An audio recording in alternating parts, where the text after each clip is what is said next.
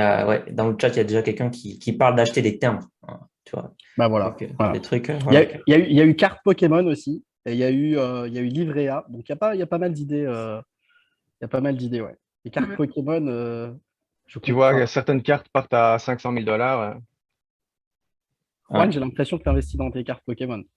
Moi, non, pas du tout. Ah, Euh, Non. il va aller chercher les Il va cartes. chercher son Il va- classeur, son Moi, des cartes agenda. Pokémon, non, pas du tout. Je n'avais pas de cartes Pokémon. Ok, De quoi parlez-vous?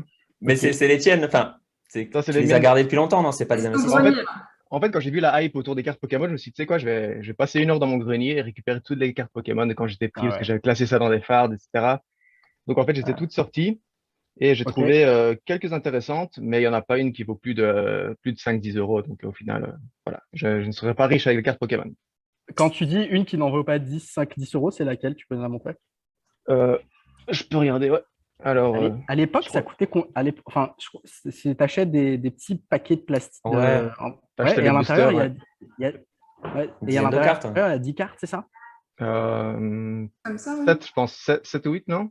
Je pense pas qu'il y en avait 10. Peut-être, dedans, tu as 5 qui vaut rien. Mais tu vois, Une. le petit booster, justement, dont tu parles, qui valait à l'époque Ok. quelques euros à la librairie, Et genre, ça coûte le, combien ce paquet? le, le même booster, si tu veux l'acheter, celui qui date d'il y a 20 ans, je crois qu'ils se vendent dans les 2-3 000 € le petit booster. Ah ouais. Toujours scellé d'il y a 20 ans. Ouais. Ouais, ça part de sommes astronomiques. Ici, je regarde un peu ce que j'ai. Ça, c'est fou, J'avais des. le cerveau humain. Enfin, le cerveau humain. Enfin, tout ce qui est collection, donc les timbres. Là, c'est live sur les NFT aussi. Donc, ça explose.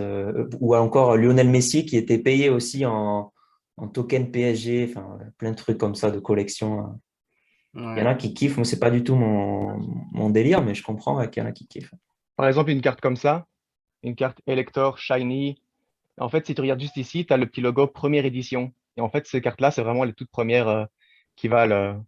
Mais bon, celle-là, étant donné qu'il y a des petites traces sur les coins, ben, ça vaut pas Ah, ben, ça vaut pas ouais. énormément. Il faut un beau classeur dans des C'est ça. pochettes plastiques. Ah, c'est pas. En fait, si vous avez des cartes en bonne condition, vous les envoyez. Il y a une entreprise qui s'appelle PCA, il me semble, qui regarde vos cartes, qui les note sur 10, et cette note, elle a vraiment une valeur. Donc, une carte qui a une note de 8 ou une note de 9, ça peut valoir du simple au double. Et tu as des cartes qui ont, par exemple, comme des Dragofeu, Shiny, première édition, qui ont un 10 sur 10. Ça se revend 500 000 $ aux États-Unis, 400 000 $. Ah, c'est la folie. C'est n'importe quoi. Ah, Mais écoute, du coup, s'il y a un marché, Juan, ouais. Juan, une question. Du coup, là, si on en parle dans la vidéo, donc, imagine que j'ai 1 000 € que je vais investir sur des cartes Pokémon. Mais enfin, j'anticipe que ça va prendre de la valeur encore plus. je pense que ça peut prendre de la valeur. Ouais. Si tu as celle de la toute première édition d'il y a 20 ans, en parfait état, je pense que ça pourrait prendre de la valeur. C'est comme les timbres, c'est comme les pièces de monnaie. Je pense qu'à partir du moment où tu as un marché et des collectionneurs qui sont fans de ça Hmm. et qu'il y a de la demande, bah, toutes les cartes qui sont les plus rares, étant donné que la demande est élevée et que l'offre est très très faible, pour des cartes Ouais. vraiment en bon état d'il y a plus de 20 ans, 25 ans, ça peut partir à des. Voilà. Et Est-ce est-ce que ça. qu'aujourd'hui je recommanderais? Personnellement, je pense pas. C'est encore plus spéculatif que mes penny stocks. Donc, Et est-ce que ça change en fonction de la langue des cartes ou même si tu chopes une carte thaïlandaise, ça peut valoir autant qu'une carte américaine ou. alors non, je pense pas. Je pense que celles en anglais, c'est vraiment le top. Ok. Celles en français aussi valent un peu d'argent. Et ensuite, tu as les collections allemandes, italiennes, espagnoles. Celles-là, elles valent un peu moins, je pense. Ouais. Tu as aussi des cartes coréennes, mais qui valent aussi un petit peu moins. Ouais. Ok. Et les cartes japonaises aussi, Elle va le plus. justement, on pourrait croire que ça pourrait valoir plus. Ouais. Mais non, je pense que ça vaut moins que les cartes US, enfin en anglais. Ok. Dites dans le chat, est-ce que certains d'entre vous ont encore leurs cartes Pokémon? Parce que moi, Quelqu'un ce nous que dit j'en retiens surtout, ce que Dans j'en le chat, il y retiens. a des experts. Pardon. Vas-y. Non, je dis ce que j'en retiens, ce que tu viens de me dire, c'est si vous n'avez pas 1 000 €, allez faire un tour dans votre grenier et regardez si vous n'avez Ouais. pas des cartes qui traînent. Vous allez peut-être trouver 1 000 €. Quelqu'un nous dit les figurines Dragon Ball. Ça, je suis sûr, hein, c'est à partir du moment où tu as un marché, des gens qui sont fans de ça, qui sont prêts à mettre le prix pour des objets rares. Ouais. Les prix peuvent monter. Mm. Ouais, Picsou Magazine. il y a 2-3 ans, j'avais trouvé des pièces en francs que mes parents avaient et qui, quand on est passé à l'euro, bah, ils avaient toujours. Et du coup, j'avais fait quelques. Donc, et en fait, je regardais chaque pièce et la date, et j'allais sur Internet et je regardais ce que ça valait, quoi. Chaque pièce avec la date. Et j'étais tombé sur. Et mes parents avaient 50 francs. Est-ce que vous vous souvenez, enfin, peut-être Valérie, tu t'en souviens, 50 francs, c'était un gros truc comme ça.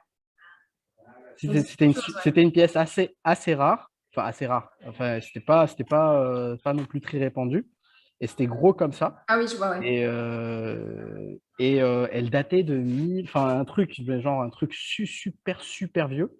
Et j'avais vu sur Internet, ça coûtait 84 euros. Et je ne sais plus où est cette pièce. Ouais. Ça aussi, ça peut valoir. Mais ouais, hein, il y a des délires comme ça, pièces de collection.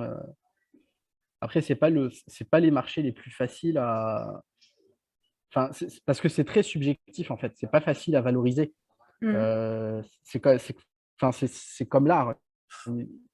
Pourquoi un tableau vaudrait 1 million? Pourquoi il n'en vaudrait pas 2 millions? Pourquoi pas 3? Enfin, il n'y a pas de fondamentaux à utiliser. Et du coup, c'est plus selon la tendance collective quoi, que c'est valorisé ce genre de truc. Enfin, l'art, etc., tout ça, c'est vraiment plus. C'est vraiment quand tu as bien fait tes devoirs avec le reste des investissements, on va dire, standard, et qu'il te reste un peu d'argent et que tu rentres dans ce genre d'investissement. Ouais, ouais. C'est mon avis personnel, mais rentrer directement dans l'art et comme ça, ça me paraît compliqué. Culture Puis Fan nous c'est. dit, il y a Culture Fan qui nous dit dans le chat, je collectionne les ex-femmes et ça coûte très cher. Il y en a, il laisse souvent des punchlines dans le chat, c'est vrai ça. Elle est Et bonne. ouais, ce que je voulais dire aussi, c'est que là, enfin, il y a beaucoup de trucs de collection qui sont très peu liquides, quoi. Faut vraiment, faut pas être pressé, quoi, pour vendre ensuite, hein. Parce que Ouais. faut trouver les acheteurs et puis, enfin, après, tu peux toujours brader et vendre assez vite, mais des fois, c'est ouais, c'est très peu liquide. Et puis, je suis assez d'accord avec Sébastien, hein, dans le sens où faut d'abord avoir fait ses devoirs sur le reste des trucs quand même plus, enfin, que moi je considère Traditionnel. ouais, plus traditionnels ou plus, en tout cas, pertinents au début. Et comme la bourse, des trucs comme ça, quoi, l'immobilier, enfin, ce qu'on va parler aujourd'hui, par exemple, que mettre 1000 euros, enfin, si c'était premier investissement, mettre 1000 euros sur des cartes Pokémon ou sur des timbres, sauf si tu t'y connais vraiment très bien, c'est que c'est quand même compliqué, je trouve. Ouais. Il y a un côté Ouais. fun, quoi. Mais pas forcément. Ouais, enfin, dans le chat, il y a quelqu'un qui disait que ça dérangeait Nintendo là, les collections de cartes Pokémon et qui voulait réimprimer des anciennes, par exemple. Donc, si tu arrives dans le game des Pokémon et que tu n'es pas au courant de ça, que tu sais pas si, enfin, si tu t'investis 1000 euros et demain, tu as Nintendo qui te réimprime tes cartes, hein, t'es mort. Enfin, ouais, faut s'y connaître un peu. De toute façon, dans tous les investissements dont on va parler aujourd'hui, faudra s'y connaître un minimum. Ça va être assez important quand même.